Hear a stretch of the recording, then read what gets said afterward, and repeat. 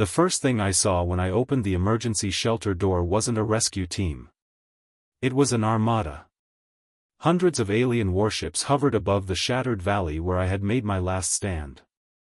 Their weapons were powered, their shields shimmered across the sky, and every surviving human around me believed Earth's final invasion had begun. They were wrong. 3 days earlier, my patrol had intercepted a crashed alien shuttle deep inside the mountains. Every passenger was dead except one young officer, barely alive beneath twisted metal. We had been fighting his species for months.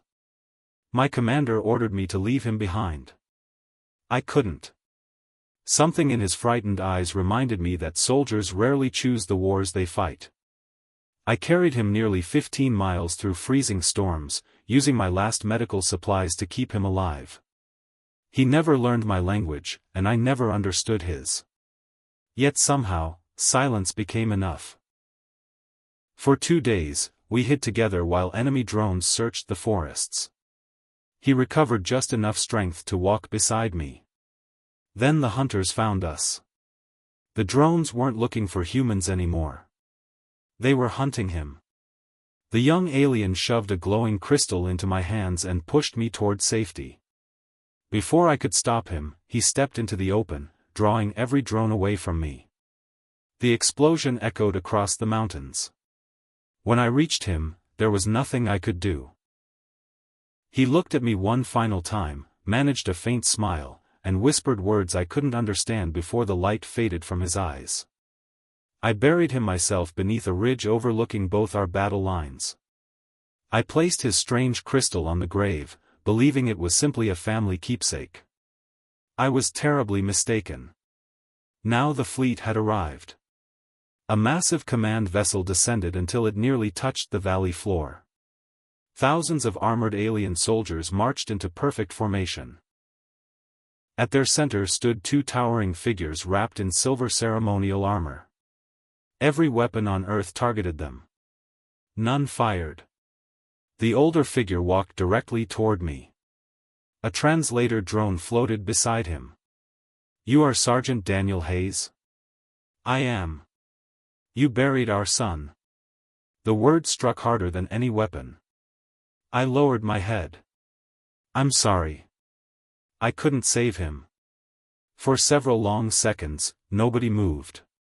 Then the alien leader asked quietly, "Did he die with honor?" I swallowed. "He saved my life instead of his own." The translator repeated my words. Both alien leaders closed their eyes. To everyone's astonishment, they stepped forward together. And bowed. Not a slight nod. A full ceremonial bow. Every soldier behind them immediately followed.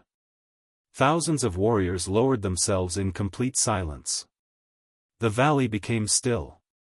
The leader spoke again. "Our son was the crown heir. That crystal was the imperial heart, carried only by those destined to rule. He entrusted it to the one he judged worthy." I stared at the glowing crystal still resting on his grave. "I don't deserve it." The leader looked toward the mountain. He believed otherwise. Engineers carefully opened the grave under my supervision. They wrapped the prince's body with remarkable dignity, never disturbing the flowers I had placed there. Before departing, the alien queen removed a silver medal from her armor and placed it in my hands. "From this day forward," she said, "no weapon of our empire shall ever be raised against humanity. Our son found honor among your people when he found none among his hunters." The fleet slowly turned toward the stars. Not a single shot was fired. Weeks later, the war officially ended. Historians would claim peace came through diplomacy, negotiations, and political courage. They were wrong. Peace began the moment one frightened soldier chose compassion over hatred, and one grieving father chose gratitude over revenge.